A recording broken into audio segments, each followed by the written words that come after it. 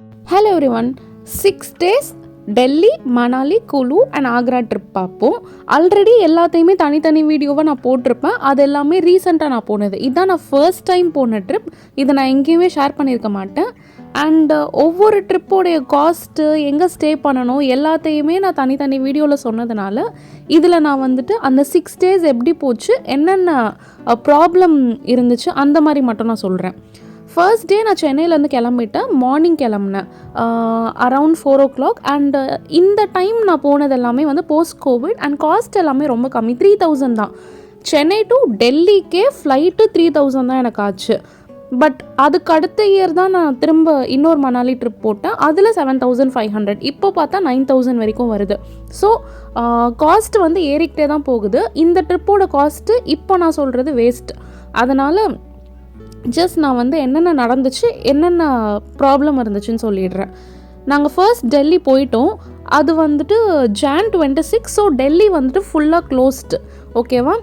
இங்கே நான் ஷேர் பண்ணுறதுல ஒரு வீடியோ, அதாவது இந்தியா கேட் இது மட்டும் அண்ட் ரெட் ஃபோர்ட் இதெல்லாம் மட்டும் அந்த டைம் நாங்கள் பார்க்கல, நெக்ஸ்ட் டைம் தான் பார்த்துருந்தோம். ஸோ நீங்கள் போகிறீங்கன்னா இந்த Jan 26 or August 15 இந்த டைம்லாம் வந்துட்டு டெல்லிக்கிட்ட போகாதீங்க. அண்ட் ஃப்ரைடே சில விஷயம் க்ளோஸ் ஆகிருக்கும். அண்டு மண்டே, ஐ திங்க் மண்டேவோ டியூஸ்டேவோ இந்த ரெட் ஃபோர்ட் க்ளோஸ் ஆகிருக்கும். இதெல்லாம் கொஞ்சம் பார்த்துக்கோங்க நீங்கள் டெல்லி போகிறீங்கன்னா. அண்ட் டெல்லி ஃப்ளைட் புக் பண்ணும்போது கொஞ்சம் பார்த்து புக் பண்ணுங்கள். ரொம்ப ஸ்மாகியாக இருக்கும். இந்த ஸ்மாக் அதிகமாக இருக்க டைமில் ஃப்ளைட்ஸ் கேன்சல் ஆகும், டிலே ஆகும், நிறைய ப்ராப்ளம் வரும். அதை நீங்கள் டிவியில் பார்த்துருப்பீங்க. அதே தான், அதுக்கு மேலே ப்ராப்ளம்லாம் பெருசாக வராது. அண்டு இண்டிபெண்டன்ஸ் டே ஒரு ரிப்பப்ளிக் டேனா உங்களுக்கு ஒரு 2 hours முன்னாடி செக்இன் பண்ண சொல்லுவாங்க. இப்போ நம்ம டெல்லி ரீச் ஆகிட்டோம். ஃபர்ஸ்ட் டே நம்ம ஃபுல்லாகவே வந்து டெல்லி தான் பார்த்தோம். பிகாஸ் மணாலிக்கு நம்ம வந்துட்டு பஸ்ஸில் போவோம், ஆம்னி பஸ்ஸில் போவோம். ஸ்லீப்பர் பஸ் நான் பார்க்கவே இல்லைங்க. எல்லாமே வந்துட்டு செமி ஸ்லீப்பர் மாதிரி தான் நான் பார்த்துருந்தேன். அதனால் வந்துட்டு நைட்டு தான் மணாலி பஸ் வந்து கிளம்பும். இப்போ நம்ம டெல்லியில் மெட்ரோ எடுத்திருந்தேன். எல்லாருமே ஹெல்ப் பண்ணுவாங்க. அங்கேருந்து மிலிட்ரி பீப்புளெலாம் எனக்கு வந்தே ஹெல்ப் பண்ணியிருந்தாங்க. எனக்கு எப்படி ஏறணும், ஜஸ்ட் ஒரு query மாதிரி எங்கே போகணும் அதெல்லாம் கேட்கும்போது அவங்க அவ்வளோ ஹெல்ப் பண்ணாங்க. ஸோ நம்ம டெல்லி ஃபுல்லாக பார்த்துட்டோம். அன்றைக்கு மார்க்கெட்ஸும் பார்த்துட்டோம்.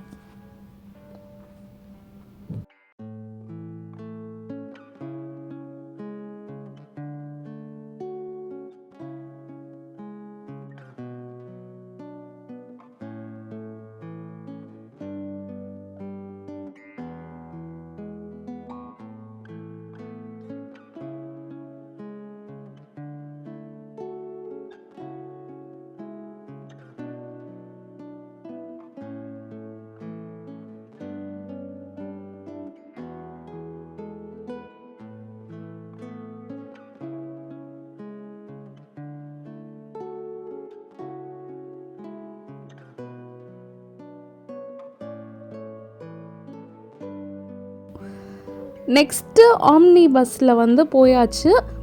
மணாலி ரீச் ஆக லேட் ஆச்சு. பிகாஸ் அவ்வளோ ஸ்னோ, நல்ல ஒரு சுத்தமாக ரோடே தெரியல. சரிங்களா?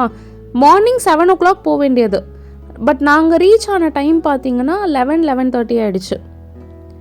அவ்வளோ ஸ்லோவாக தான் அங்கே போக முடியும். இதெல்லாம் போகிற வழியே அப்படி இருந்துச்சு. அண்ட் எங்களுக்கு ரெஸ்ட் ரூம் போக நிறுத்தின இடத்துல இந்த டிகிரி செல்சியஸ், ஸோ 4 degrees இருந்துச்சு அந்த இடமே, மணாலி போகிற வழியிலேயே. ஒரு வழியாக 11:30 கிட்ட மணாலி நாங்கள் ரீச் ஆனோம். நான் பஸ்ஸில் வரும்போது யோசிச்சுக்கிட்டே போனேன், என்னடா வெள்ளை கலரில் ஒரு ஹில்லே காணும், வெள்ளையாக எதுவுமே காணும், ஊட்டி கொடைக்கானல் மாதிரி நார்மலான ஒரு பிளேஸ்க்கு தான் வந்திருக்கோமான்னு பயந்துக்கிட்டே வந்தேன். பட் நான் இருந்த ஏரியா பாருங்கள், இது என்னோடய ஹோட்டலோட என்ட்ரன்ஸ். எனக்கு புக் பண்ணி கொடுத்த ஏஜென்சி வந்துட்டு அவ்வளோ ஒரு சூப்பரான ஒரு ஏஜென்சி. நான் உள்ள ஹோட்டல் போனதும் இந்த வியூ தாங்க பார்த்தேன். இதே ஹோட்டல், இதே வியூ அடுத்த வருஷம் மணாலி ட்ரிப்பு நான் தனியாக அப்லோட் பண்ணியிருப்பேன். அதை பாருங்கள். அதில் ஸ்னோவே இருக்காது, வெறும் ஹில், வெறும் கார், வெறும் வீடு, வெறும் ஹோட்டல்ஸ், ஒன்றுமே இருக்காது அதில். ஜஸ்ட்டு என்ன சொல்கிறது, ஒரு ஹில் ஸ்டேஷன் போன மாதிரி இருக்கும். அங்கே ஸ்னோ ஹில் ஸ்டேஷன் போன மாதிரி இருக்காது. பட் இந்த வீடியோ பாருங்கள், அதுவும் வந்துட்டு நம்ம பால்கனி ஃபுல்லாகவே வந்து ஸ்னோவாக இருந்துச்சு. ஏர்லி மார்னிங்லாம் வந்து பார்த்தா அங்கேயே ஸ்னோ அவ்வளோ இருந்துச்சு. ஸோ வேறு லெவல் ஒரு கிளைமேட்டில் போயிருந்தோம். ஒரு 10,000 20,000 அதிகமானாலும் பரவாயில்ல, இந்த மாதிரி கிளைமேட் இருக்கான்னு செக் பண்ணிவிட்டு புக் பண்ணுறது பெட்டர். ஒரு 3 months 4 months முன்னாடி ஒரு அசம்ஷனில் புக் பண்ணுறதெல்லாம் வந்துட்டு வேஸ்ட்டுன்னு சொல்ல மாட்டேன். அட்டல் டனல் பார்க்கணுன்னா ஸ்னோ இல்லாத டைம் போகணும். அட்டல் டனல் வேண்டாம், சொலாங் வேலியோட ஓகேனா நல்ல ஸ்னோ இருக்க டைமில் போகணும். ஸோ 2 டைமுமே ஒர்த் தான். நம்ம வந்துட்டு 1:30 கிளம்பணுங்க மணாலியை பார்க்குறதுக்கு. அது லேட்டு, பிகாஸ் நம்ம லேட்டாக ரீச் ஆனதுனால நிறைய பிளேஸ் நம்ம மிஸ் பண்ணிட்டோம். பட் பரவாயில்ல, இந்த சின்ன சின்ன விஷயம்லாம் நம்ம அட்ஜஸ்ட் பண்ணி தான் ஆகணும் ஒரு ட்ரிப் போனால். நெக்ஸ்ட்டு வந்து ஹதிம்பா டெம்பிள் போனோம். அந்த டெம்பிள் வாசல்லையே யூஸ்வலாக வந்துட்டு இந்த யாக் ரைடு, அதுக்கப்புறம் வந்துட்டு ஸ்கைங் இதெல்லாம் வந்து இந்த டெம்பிள் கிட்டலாம் இருக்காதுங்க. நாங்கள் போன டைம் ரொம்ப ஹெவி ஸ்னோஃபால், அதனால் இந்த இடத்துலையுமே வச்சுருந்தாங்க. யாக் ரைடு அங்கேயே இருந்துச்சு. யாக் ரைடு பார்த்திங்க அப்படின்னா லாஸ்ட் டைம் நான் வந்து காக்ஸரில் சொல்லியிருந்தேன்ல, அங்கே மொத்தமாக சேர்த்து 1500 ஆச்சு. இங்கே ரொம்ப ரொம்ப கம்மி, 150 சம்திங் தான் ஆச்சு. நெக்ஸ்ட்டு வந்துட்டு இங்கே குட்டி குட்டி விஷயம் இருந்துச்சு. என்னென்னா ரேபிட் கொடுத்தாங்க. அந்த ரேபிட்டை நம்ம கையில் வாங்கி வச்சு ஃபோட்டோ எடுக்கிறதுக்கு 30 rupees. அந்த ஒரு ஃபோட்டோ ஒரு 2 ஃபோட்டோ எடுத்துக்கலாம், அதெல்லாம் லிமிட்டேஷன்ஸ் கிடையாது. பட் அதை நம்ம பார்த்து கையில் வைக்கணுன்னா they got around 30 rupees. நான் 25 தான் கொடுத்தேன்னு நினைக்கிறேன். அங்கே நான் கொஞ்சம் பார்கெயின்லாம் பண்ண ஆரம்பிச்சிட்டேன். அந்த ஹிமாச்சல் ட்ரெஸ் போட்டு பார்க்கலாம், அது எல்லாருக்கும்லாம் செட் ஆகாதுங்க. நம்ம இந்த ஸ்வெட்டர் மேலேயே போடுறதுனால பெருசாக செட் ஆகாது. இந்த டெம்பிள் தாங்க அந்த ஹதிம்பா டெம்பிள், ரொம்ப நல்லாயிருக்கும். அந்த சைட்லாம் டெம்பிள் இந்த மாதிரி தான் இருக்கும். உள்ளேயுமே நல்லா இருந்துச்சு. ரொம்ப டிஃப்ரெண்ட்டான ஒரு பிளேஸ். டெம்பிள் போகலாமா வேணாமான்றதெல்லாம் வேண்டாம். இந்த ஆர்கிடெக்ட் பாருங்கள், இதெல்லாம் வந்துட்டு நீங்கள் இங்கெல்லாம் பார்க்க முடியாது. எந்தெந்த ஊருக்கு போகிறோமோ அந்தந்த ஊரோடைய விஷயம் எல்லாத்தையுமே எக்ஸ்ப்ளோர் பண்ணிடணும். ஸோ இந்த கேம்ஸ் எல்லாமே 100 rupees தாங்க கேட்டிருந்தாங்க. பிகாஸ் இது வந்துட்டு ஒரு மெயினான இடத்துக்கு போனீங்கன்னா அங்கே 200 300லாம் வாங்குவாங்கன்னு வச்சுக்கோங்களேன். இங்கெல்லாம் வந்து ஜஸ்ட் 100 150 முடிச்சிட்டாங்க. இங்கே அவங்க ஐஸ் வச்சு பண்ண மாதிரி தான் இருக்குது. பட் ஆனால் பீக் டைமில் காக்ஸர்லேயே அந்த மாதிரி ஐஸை கொட்டி தான் வச்சுருந்தாங்க. ஸோ ரொம்ப ஸ்னோ வந்ததுனால சொலாங் வேலிலேயே இதெல்லாம் விட மாட்டாங்க. நீங்கள் எந்த கிளைமேட்டில் போனாலும் சரி, எந்த சீசனில் போனாலும் ஏதாவது ஒன்று நீங்கள் மிஸ் பண்ணுவீங்க. இது முடிச்சுட்டு நம்ம வந்து மணாலியில் வந்து மால் ரோடு வந்துட்டோம், மார்க்கெட்ஸ் பார்க்க வந்துட்டோம். இந்த ஃபோட்டோ பாருங்கள், இங்கே நடுவில் இருக்கவர் வந்து காஷ்மீர் இந்த கடை வச்சிட்ருக்கவர். அவர் அவ்வளோ ஃப்ரெண்ட்லி. நான் வந்துட்டு நெக்ஸ்ட் இயர் போகும்போது இவரை ரொம்ப தேடினேன். ரொம்ப கஷ்டப்பட்டு எங்கெங்கேயோ கேட்டு கடைசியில் எங்களால் வந்துட்டு அவரை பார்க்க முடியல. அண்டு சில விஷயம்லாம் அந்தந்த ஊரில் தான் சாப்பிட்ணும். இந்த பன்னீர், அந்த சிக்கன், அந்த ஹிமாச்சல் ஃபுட் இருக்குல்ல, அது வந்துட்டு அங்கே இருக்க டேஸ்ட்டு வேறு எங்கேயும் எனக்கு வரல. அண்ட் டாக் எல்லாம் பார்த்தீங்கன்னா புசுன்னு இருந்துச்சு. அவ்வளோ ஃபர் இருந்துச்சு. ரொம்ப ஃப்ரெண்ட்லியாக தான் இருந்துச்சுங்க. எல்லாமே ஸ்ட்ரே டாக்ஸ் தான். ரொம்ப யாரையும் அதுங்க எதுவுமே பண்ணல. இது வந்து டே 1 முடிஞ்சிச்சு. நான் டே 2 போனேன். இந்த டே 2 தான் வந்துட்டு இந்த ஸ்னோ பாயிண்ட்டுன்னு சொல்லியிருந்தாங்க. எப்படி இருக்குது பார்த்தீங்களா வியூ பாயிண்ட், வேறு லெவலில் இருந்துச்சு. இதெல்லாமே நார்மல் ரோட் சைடுங்க, பார்க்குறதுக்கு தான் மணாலி ஹில் மாதிரி இருக்கும். எல்லாம் ரோட்டில் நின்று எடுத்த ஃபோட்டோஸ், ரோட்லேயே அப்படி இருந்துச்சு. ஒரு நல்ல ஒரு ட்ரெக் மாதிரி இருந்துச்சு. இந்த 4x4 போகணுமா இல்லை நார்மல் காரில் போகணுமா எல்லாமே நான் முன்னாடி மணாலி வீடியோஸில் சொல்லியிருக்கேன். நீங்கள் கொஞ்சம் அதை பார்த்துருங்க. அதில் நான் எக்ஸ்பிளைன் பண்ணியிருப்பேன் எந்த டைமில் நார்மல் காரில் போகணும், எந்த டைமில் 4x4 எடுக்கணும், அது நீங்கள் எப்படி புக் பண்ணணும் எல்லாமே நான் சொல்லியிருக்கேன். ஸோ நல்லா ஜாலியாக விளையாடிட்டு, எதுவுமே வந்து அந்த டூரிஸ்ட் ஸ்பாட்லாம் இல்லை, எல்லாமே ரோட் சைடு தான். பிகாஸ் எங்களால் அந்த சொலாங் வேலிக்கு வந்துட்டு போக முடியல. இதுவே பிரெத்லெஸ்னஸ் வந்துருச்சு. அதுக்கு மேலே போனாலும் ஜிப்லைன் மட்டும்தான் பார்ப்போம். ஜிப்லைன் நிறைய இடத்துல பார்த்துருக்கிறதுனால யாக் ரைடும் நாங்கள் வந்துட்டு ஹதிம்பா டெம்பிள்லேயே முடிச்சிட்டோம். நீங்கள் சொலாங் வேலி போனாலும் இந்த டியூப் ரைடு, யாக் ரைடு, அதுக்கப்புறமா இந்த ஜிப்லைன் போவீங்க, அவ்வளோதான். அதுக்கு மேலே வேறு எதுவும் கிடையாது. அதில் இந்த ஐஸ் ஸ்கேட்டிங் போவீங்க. நாங்கள் ஐஸ் ஸ்கேட்டிங்கும் அதியம்பா டெம்பிளில் முடிச்சிட்டோம். அண்டு ஜிப்லைன் மட்டும்தான் பார்க்கல. யாக் ரைடு எல்லாமே பண்ணியாச்சுல. டியூபிங் பெருசாக இருக்காது, நல்லா இருக்காதுன்னு சொல்ல முடியாது. பட் அந்தளவுக்கு அது இம்பார்ட்டண்ட் இல்லை.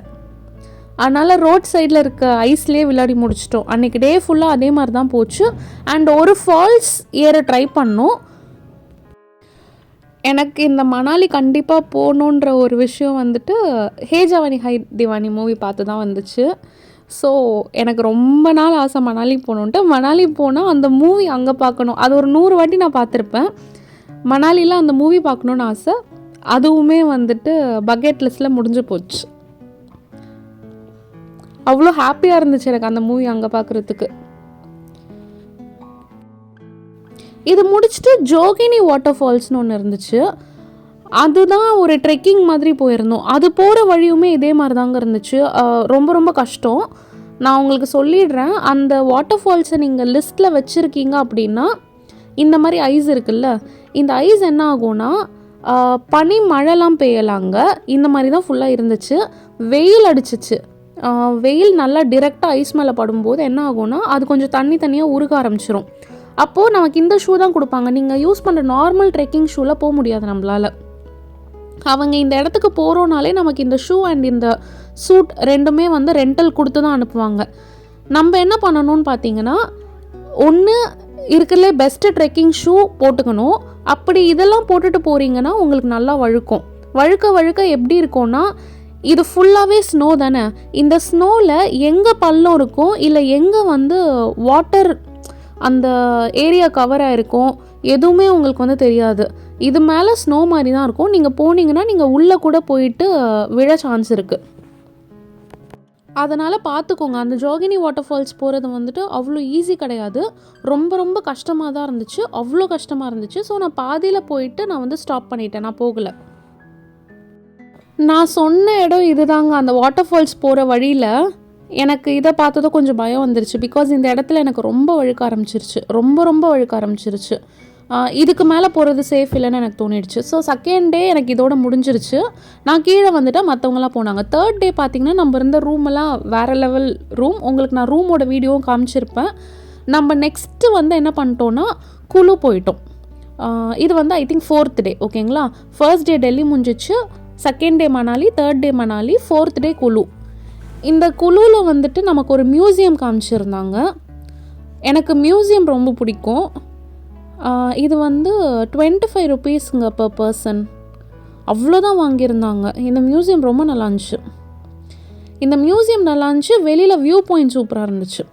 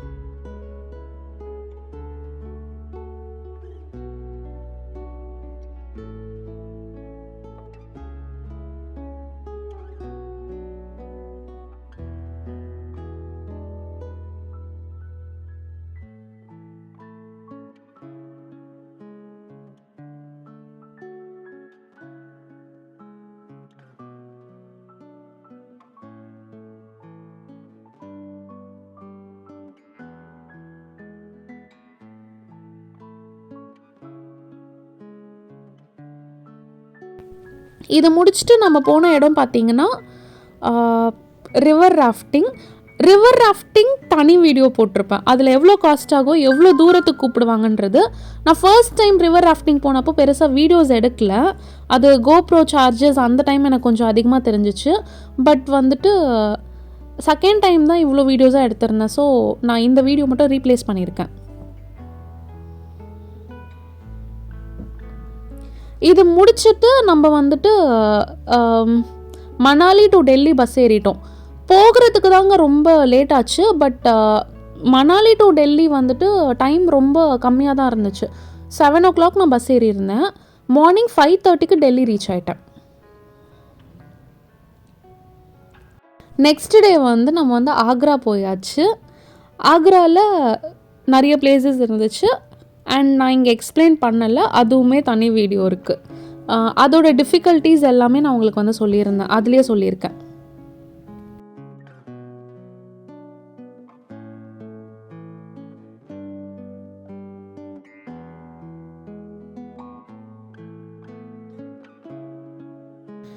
இதெல்லாம் முடிச்சுட்டு நெக்ஸ்ட் டே மார்னிங் நமக்கு வந்து ஃப்ளைட். நமக்கு டிரெக்ட் ஃப்ளைட் கிடைக்கல. ஸோ சத்தீஸ்கர் போய் தான் ஃப்ளைட் கிடச்சிச்சு. Delhi to Chhattisgarh to Chennai. ஒரு ஹோல் டே எனக்கு வந்து ஃப்ளைட் ஜேர்னிக்கே வந்து போயிடுச்சு. ஒரு 2 years பேக் அந்த போஸ்ட் கோவிட் டைமில் காஸ்ட் எல்லாமே சீப்பாக இருந்துச்சு. அந்த டைம் ஃப்ளைட் எனக்கு வந்துட்டு போயிட்டு வரத்துக்கு 6,000 ஆச்சு.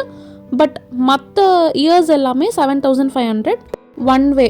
அப்போ போயிட்டு வரதுக்கு 15,000 சரிங்களா. பட் மணாலியில் ஸ்டே பண்ணது அதெல்லாம் பார்த்தீங்கன்னா ஃபர்ஸ்ட் டைம் எனக்கு வந்துட்டு அரவுண்ட் 6,000 per head வந்துச்சு. ஏன்னா நிறைய பேர் போயிருந்தோம் ஷேரிங். செகண்ட் டைம் அரவுண்ட் 7,000 8,000 வந்துருந்துச்சு. ஸோ அங்கே ஸ்டே எல்லாம் எனக்கு வந்து சேம் காஸ்ட் மாதிரி தான் இருந்துச்சு. ஃப்ளைட்டு மட்டும்தான் இன்க்ரீஸ் ஆகிருக்கு. தேங்க்ஸ் ஃபார் வாட்சிங்.